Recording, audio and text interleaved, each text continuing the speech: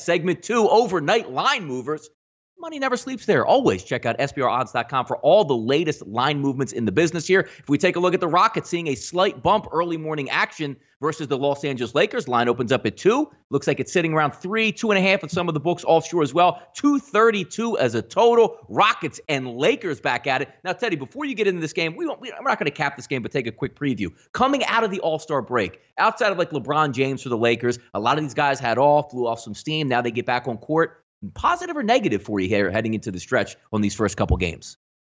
I mean, it's neither a positive or a negative. It's a team-by-team scenario. If a team suffered a particularly bad loss before the All-Star break, they tend to come out of the break with focus. If a team had 8 players play, do something on All-Star game weekend, sometimes that focus isn't there in that first game back. So there's no tried and true rule.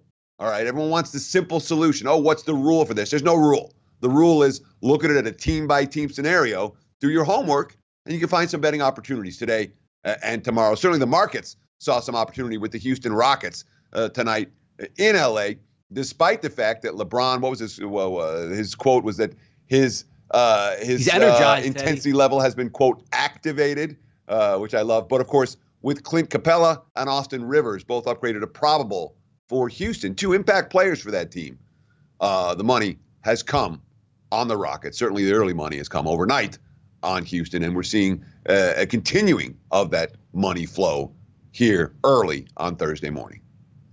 How about this one, Teddy? UConn, another total plummeting down. If we take a look at some offshore books there, Chris opened up a 146.5, now dropping to 141.5, a 5-point drop on UConn before the break. Teddy, we even previewed a couple of those UConn games with the same type of MO here, being lined high, going low. Interesting game here. Whenever you see a 5-point line movement, you got to dig into there and see what the reasoning is. Sure. And, of course, when it comes to totals in college basketball, it takes a fraction of the money to move a 5-point line move across the board than it would in the NBA. The limits are lower. It's hard to get as much down. The books react very quickly to these wise guy moves, and that's why you see some really big swings in the college hoops totals betting marketplace. UConn's on a big run to the under. You talked about it. We talked about it last week. 5-1 to the under after a whole string of overs. But the Huskies 5 unders in their last 6 ball games. All that being said, SMU's 4-1 to the over. They've lost 5 straight.